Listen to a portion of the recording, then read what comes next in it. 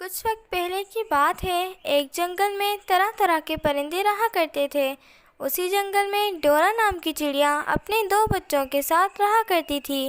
पर डोरा जितनी भी कोशिश करती अपने दोनों बच्चों को पेट भरकर खाना नहीं दे पाती थी। उसी जंगल में पिंकी कबूतर भी रहा करती थी। डोरा चिड़िया और पिंकी कबूतर आपस में बहुत अच्छी सहेलियां थीं। जब डोरा चिड़िया अपने बच्चों को पेट भर के खाना ना दे पाती तो पिंकी कबूतर उन्हें दाना देकर उनकी मदद किया करती थी। तब डोरा चिड़िया कहती, पिंकी कबूतर, ना जाने मैं तुम्हारा ये एहसान कैसे चुका पाऊंगी। अगर तुम मेरी मदद ना करती तो पता नहीं मैं अपने बच्चों की देखभाल कर भी पाती या नहीं। इतनी बड़ी बड़ी बातें क्यों कर रही हो? ये छोटी मोटी मदद करने से मैं इतनी बड़ी तो नहीं बन जाती। इस मुश्किल वक्त में मैं जितनी भी कोशिश कर लूं, लेकिन खाने का बंदोबस्त नहीं कर पा रही।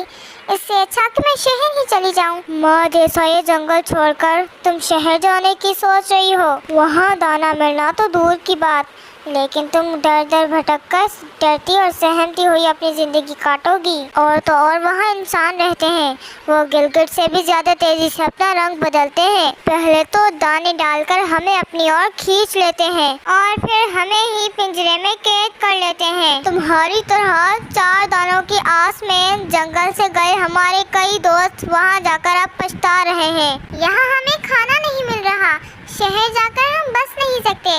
अब हम क्या करें दोस्त? मैं सोच रही थी कि अंगूर का कारोबार शुरू कर लूं। अगर तुम उसमें मेरी मदद कर दोगी तो बहुत अच्छा होगा। हाँ हाँ, क्यों नहीं, मैं ज़रूर करूँगी। और फिर सुबह हो जाती है।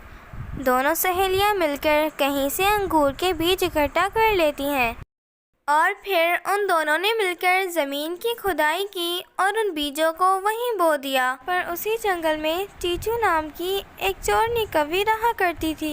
वो हर वक्त सभी को धोखा देकर उनकी चीज़ें चुराने का ही काम करती थी।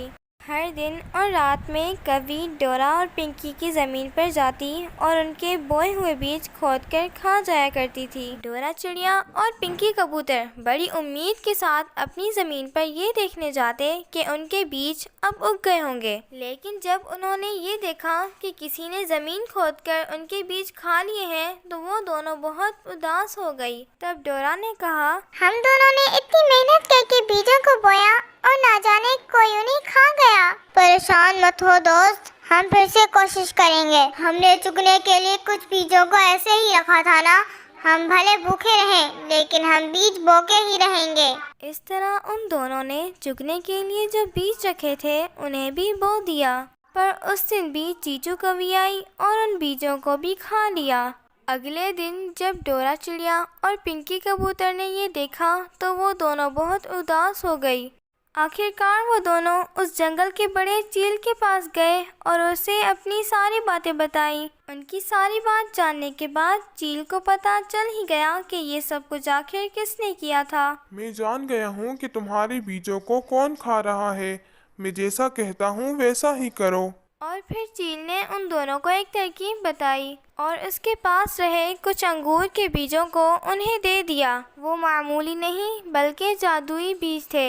वो ज़मीन पर नहीं बल्कि आसमान में उगने वाले थे। चील ने डोरा चिड़िया और पिंकी कबूतर को अपने कंधों पर बिठाया और बहुत ऊंचाई तक उन्हें उड़ाकर ले गया। वहां पहुंचकर उन्होंने बादलों में बीज बोए। बीज को बोने के एक दिन बाद ही वहां अंगूर के बगीचे उग गए। चीचू कौवी नीचे से सब देख रही थी और उसने ठान लिया था कि जो भी हो जाए वो वहाँ तक उड़कर जाएगी। कुछ अंगूरों को खाएगी और बाकी सारे बर्बाद करके रख देगी।